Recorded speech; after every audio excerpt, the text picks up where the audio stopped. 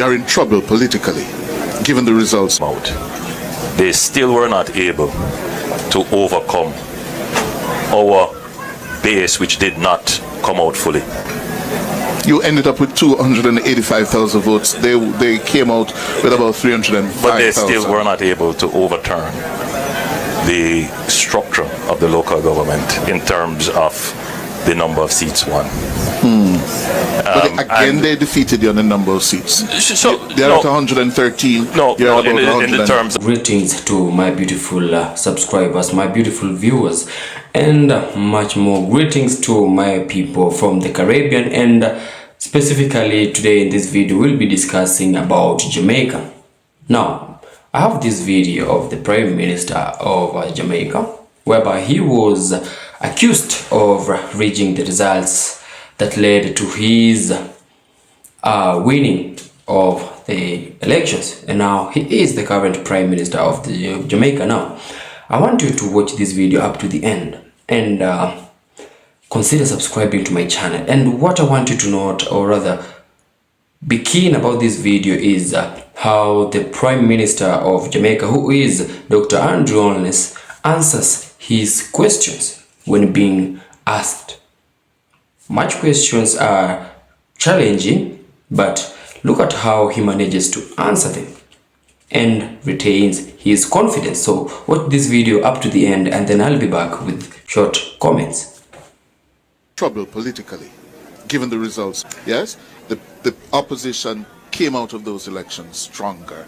Yes, are we likely to see a budget that reflects what you dubbed here this evening and before a caring economy? So let's deal with a couple of things. The opposition thinks they're stronger. The opposition base came out.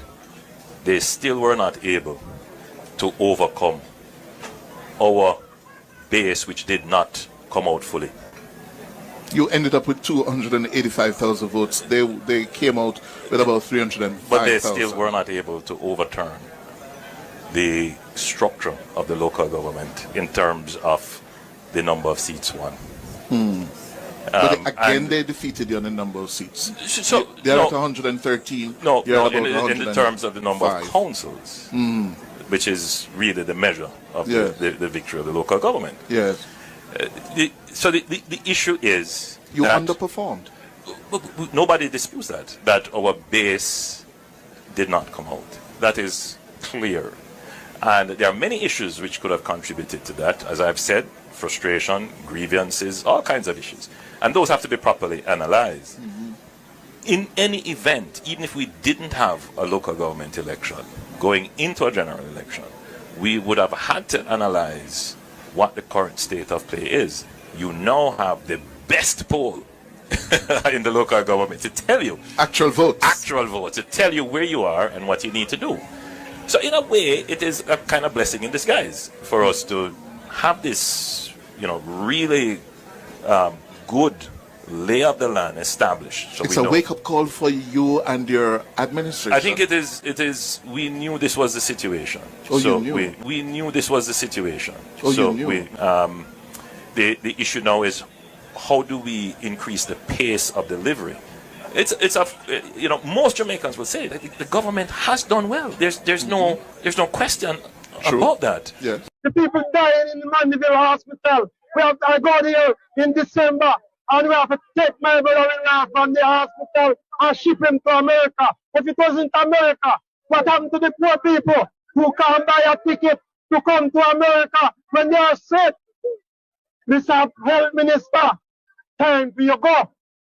I beg South Central Israel people, stand up for the right. We now sell out the land. We now sell out the land to those shiny people. People walk out touch land, but them are called half price. We don't go there. The issue is the pace of delivery.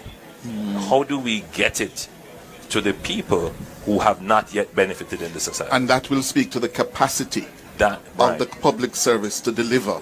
So if you notice, we started the year with a mantra. I said, this year we have to focus on peace and productivity. I think we're making some ways towards peace. The productivity issue has not really been fully addressed. So the public sector has a very important role in the ability of the government to deliver. And so the wage issues are still a concern, but we still have to get to performance management if we're going to be able to increase the pace of delivery. I noticed the budget this year has moved by 30% over last year, from just over 1 trillion to 1.3 trillion. Well, that's the point I've been making, that we have an economy that is producing increased revenues. And I'm not saying that this is going to always be the case.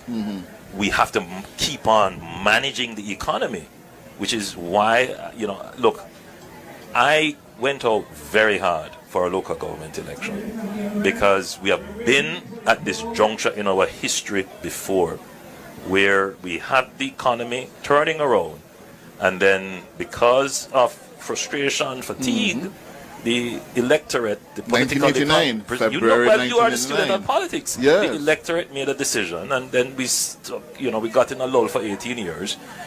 And it's, if people are quarreling about water and roads, really reflected on it, it is now that we are in a position to be able to deliver, to be able to truly address the problem. We have never had a program like the Spark program. The other programs, say Mid-P or JADIP, these are funds that we had to borrow. This is the first time we're able to take from our budget and say we're going to deliver. And that is being done. So for the people watching you Yes. this evening, next month when the budget... Look, why do you want me to tell you what my budget speech is right here? Well, give me I the script. can't give you the budget speech will be read on the 21st. And there will be... I've been saying it. We have to build a caring economy. We knew this. This has been my statement long before. The frustrations are real. When you go across Jamaica, there are two stark things now. You're seeing lovely highways being built, but you're also seeing some terrible roads.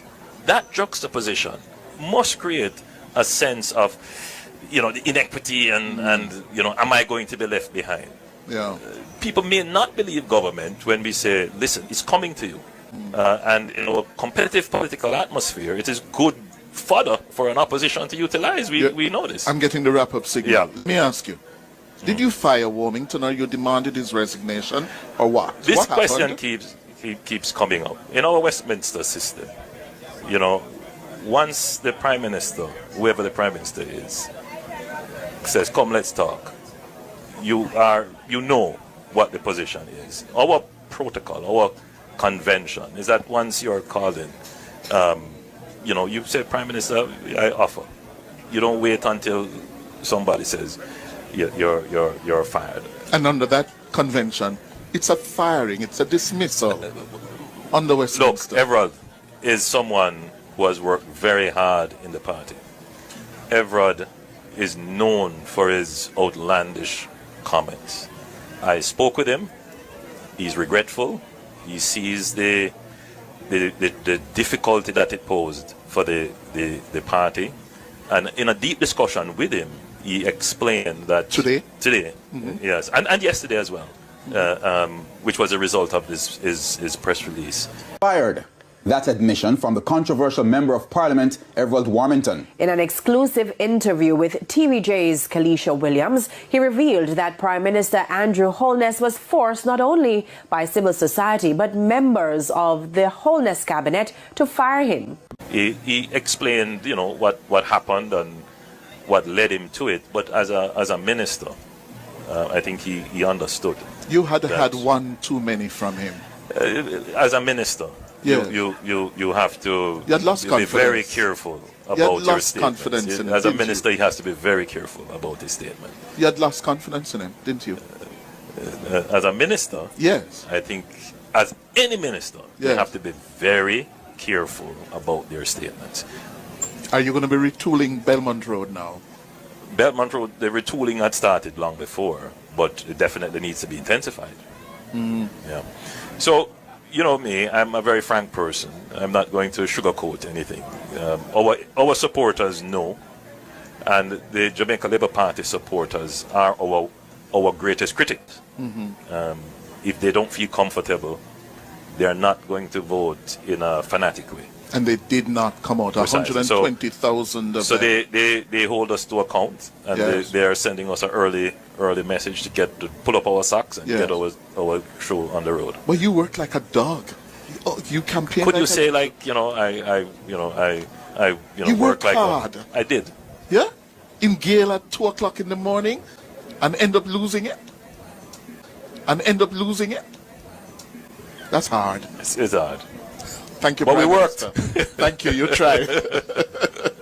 Thank you very much. That's the Prime Minister of Jamaica.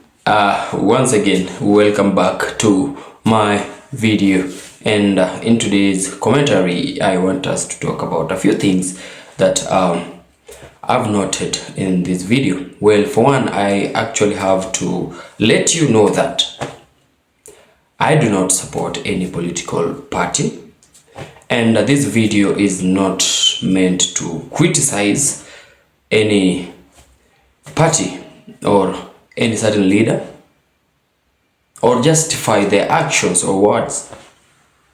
Well, this video is majorly meant to create awareness of what majorly happens in the world of politics. And this, not only does it happen in Jamaica, but it's the same game that happens here in my country, in Kenya. So I want you to all to understand where I'm coming from when I chose to do this video. So what I realized is politics is a very, very dirty and tricky game. And as we know, in politics, like just any other competition, we must have a winner and a loser. But well, unlike other sports, though we also have some corrupt participants and corrupt leaders and corrupt officials who officiate these games. Now, when it comes to this video, we've seen the Prime Minister of Jamaica being questioned about his win,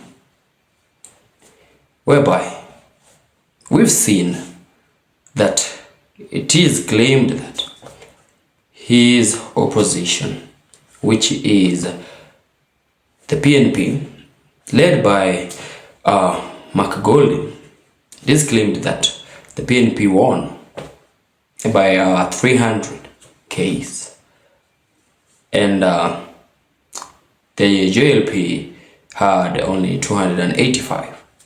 But how comes you are announced as the winner? Well, like I said, politics is a very, very dirty game.